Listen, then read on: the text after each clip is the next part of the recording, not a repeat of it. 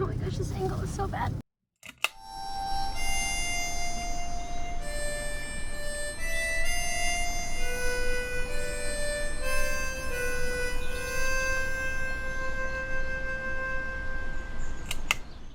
Hey guys, it's Lucy. So today we are doing a thrift store book buying whatever we find video. I wanted to do one of these for a little bit and I realized today's the perfect day for it because I'm out with my aunt and I'm going to show you guys what we find. I found some really good books at the two places we're going to for like $1.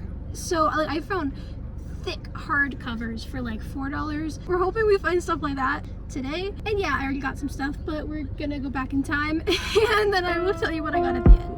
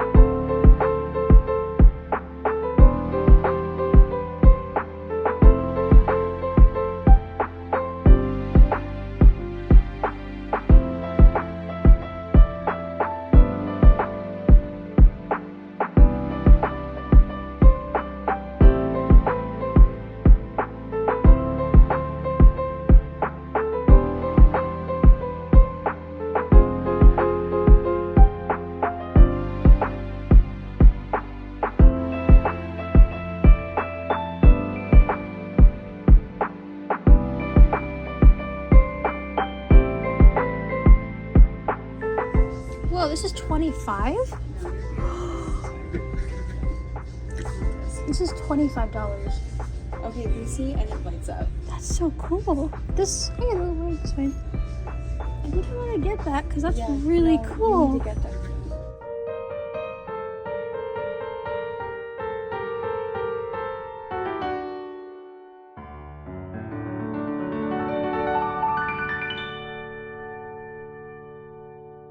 Sophie, your hair looks just like starlight.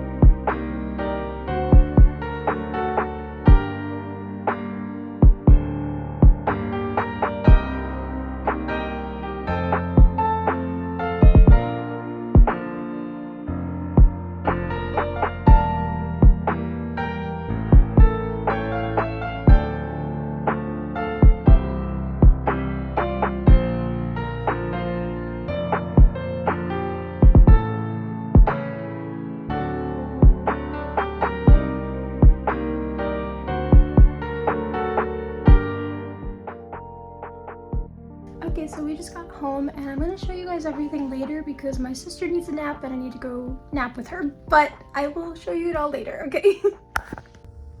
Hey guys, so it is currently the next day and I'm going to show you guys what I got very quickly because my phone is dying.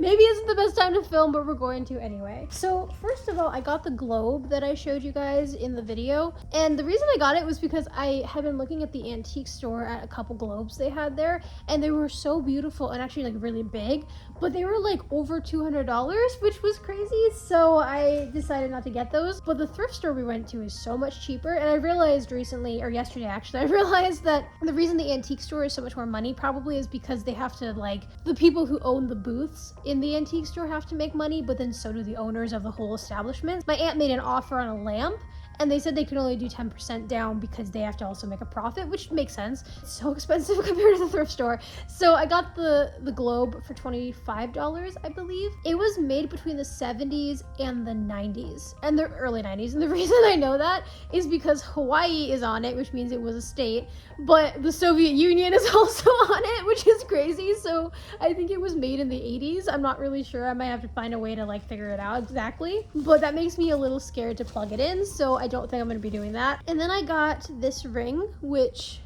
matches one that I got for my mom yesterday. You can see it. It's blue and I think it's a little big, but I might just like hang it up somewhere or use it as a necklace. And then I got this ring and I got it, oh, you can't see it.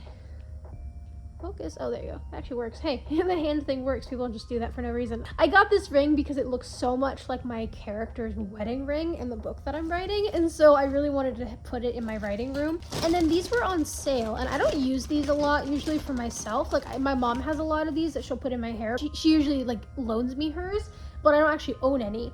So I got for like a discount. The 2 rings were $1 each, by the way, and then these were collectively I think $5. I got this hair clip, and the reason I got it is because it reminds me so much of H2O, and I've been kind of like, part of my style recently has been a little inspired by Cleo. Oh no. And then I got this one, which like, it screams Cleo.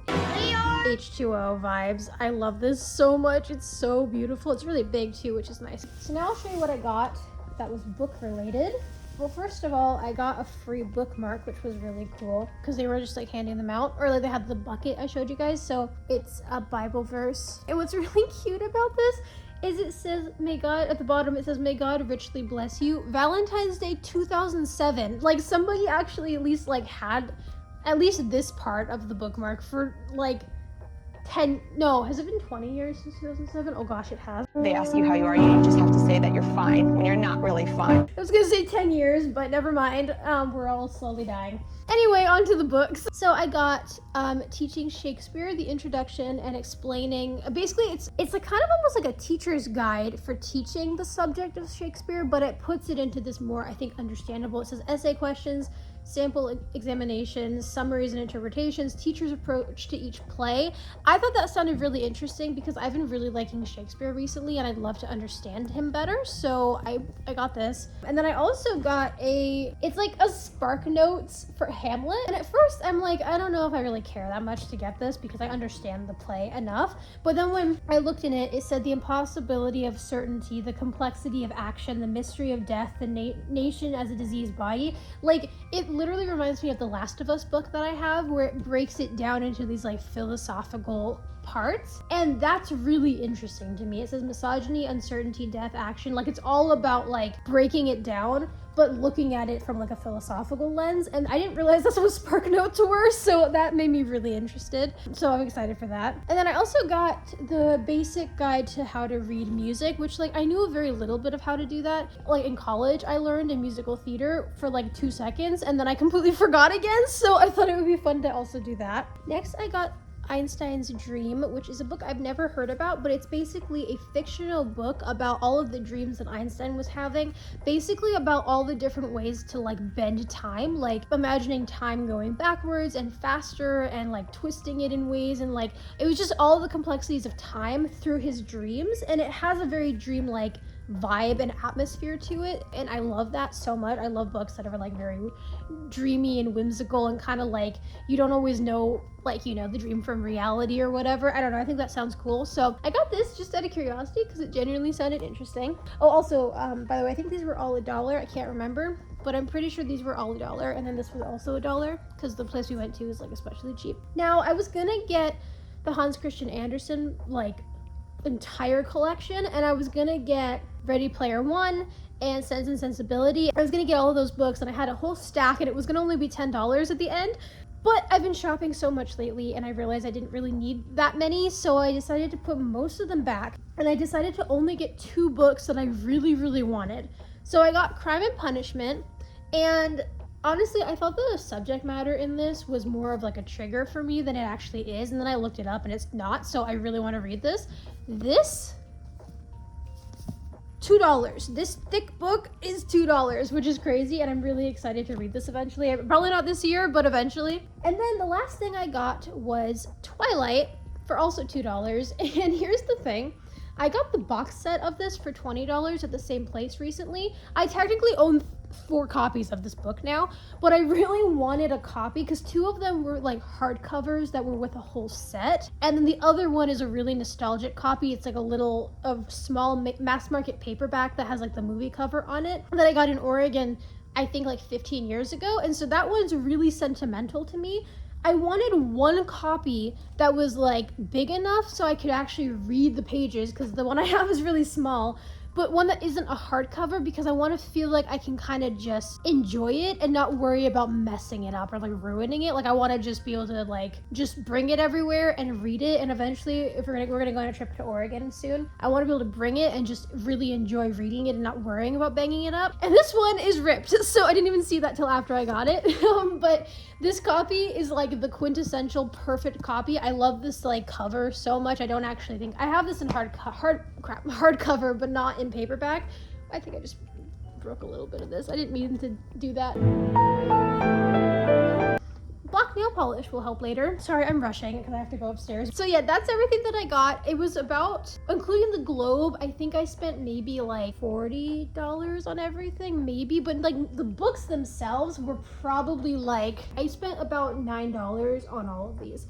So I highly recommend thrift book shopping because it's so much better.